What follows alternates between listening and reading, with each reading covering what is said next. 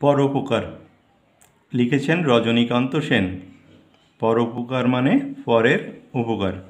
নদী কভু পান নাহি করে নিজ জল। দেখো, নদীতে যে এত জল থাকে, নদী কিন্তু সে নিজের জল নিজে পান করে না। তরুগণ নাই খায় নিজ নিজ ফল। তেমনি তরু মানে গাছ, গাছে যে ফল হয় সেই ফল কিন্তু গাছ নিজে কখনো খায় না, অন্যরা সেই ফল খেয়ে তৃপ্তি লাভ করে। গাবি কবু নাহি করে নিজ দুগ্ধ পান। দেখো, গরু যে আমাদের দুধ দেয় সেই দুধ কিন্তু গরু নিজে কখনো খায় না। কাষ্ঠ দগ্ধ হয়ে করে পরে অন্নদান। কাঠ কি করে? কাষ্ঠ হচ্ছে কাঠ, দগ্ধ হচ্ছে পুড়ে। তাহলে কাঠ পুড়ে আমাদের ভাত রান্না করতে সাহায্য করে, সেই ভাত খেয়ে আমরা বাঁচি।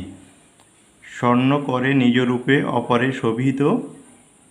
স্বর্ণর যে নিজের সৌন্দর্য আছে সেই সৌন্দর্য দিয়ে অন্যকে সুন্দর করে তোলে। বংশী করে নিজ রূপে অপরে মোহিত। তেমনি বংশী, বংশী মানে বাঁশি, বাঁশিরও যে একটা সুর রয়েছে সেটা দিয়ে সে গানকে মোহিত করে, গানকে আরও সুন্দর করে তোলে। শস্য জন্মায় নাই খাই জলধরে।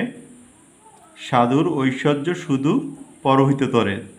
তাহলে সাধুর ঐশ্বর্য মানে সাধুর মধ্যে যে অন্তর্নিহিত জ্ঞান শুধু পরহিত তরে, শুধু অপরের ভালোর জন্য। দেখো, পরের পৃষ্ঠায় কিছু মনীষীদের ছবি দেওয়া রয়েছে, আমাদের ওনাদের নামগুলো জানতে হবে। এখানে প্রথমে দেওয়া রয়েছে মহাত্মা গান্ধী, এটা হবে নেতাজি সুভাষচন্দ্র বসু, এটা হবে বেগম রোকেয়া, এনার নাম হচ্ছে ভগৎ সিং, এনার নাম হচ্ছে ঋষি অরবিন্দ ঘোষ, আর এনার নাম হচ্ছে আবুল কালাম আজাদ।